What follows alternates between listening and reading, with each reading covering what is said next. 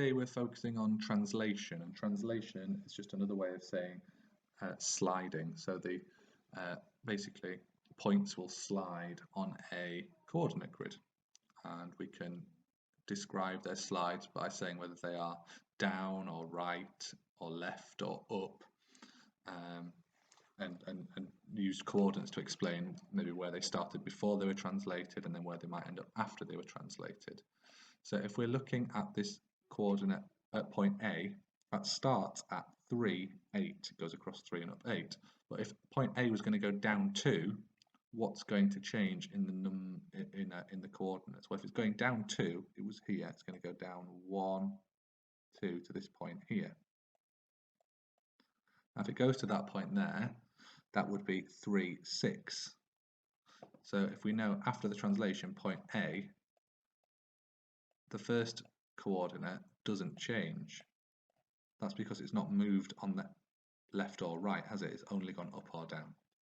So point B, before the translation, it started at 2, 3. So we write that as 2, 3, because we always write the x first, then the y second. X goes across, y goes up.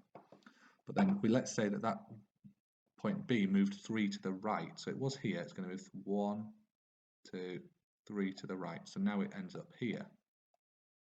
And that is 5, 3. So if we look which number changes, it changes from a 2, 3 to 5, 3. So if we notice this time, the x coordinate, the first coordinate changes, but the y coordinate doesn't change because it's only moving left or right. It's not moving up or down. Now let's look at point C. That starts off before the translation at 6, 4. So we write that as brackets 6, 4. Now because this time we're going right 1 and up 2, do we think one of the numbers will change, or will they both change?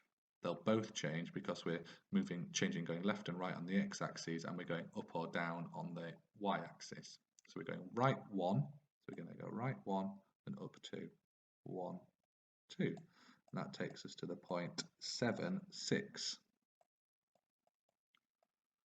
And you might be able to see a link between these instructions here and what happens to these digits here. But why this one don't change from a 6 to a 7, so it increases by 1. And why this one goes from a 4 to a 6, because it's going up 2. Okay, so that's plotting and translating numbers on a grid. So let's look at this bit here. Let's look at rectangle ABCD. And we're going to translate the whole shape this time. So now point C is going to end up at 3, 5. So point C is going to end up at 3, 5. So point C is going to end up at 3, 5 here. So actually the whole rectangle is going to be translated. So I'm going to draw this rectangle to show you. So the whole rectangle is going to be translated. Remember, translated means sliding. So the whole rectangle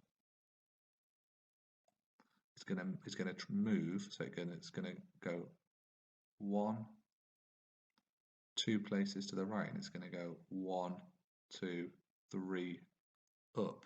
So that point C, which was the bottom left of the rectangle, ends up at 3, 5. So if that's now point C on our translated, this is now point C, that means the one next to it here is point D. So if point C is 3, 5, point D is 5, 5.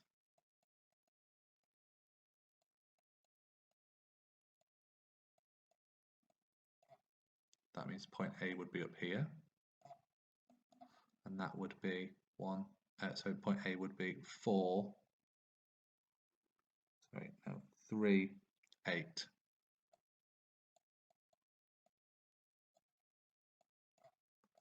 And point B, this bit here, which would be 5, 8.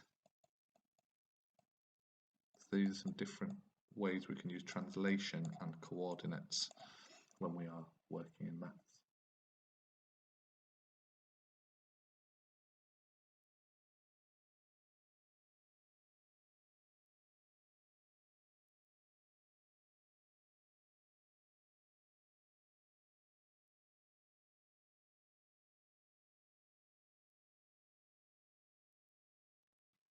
Empathy is the ability to understand or feel what another person is experiencing.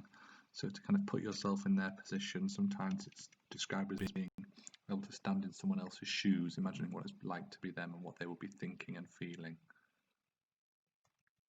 Empathy is a noun, it's a thing that you can have or not have.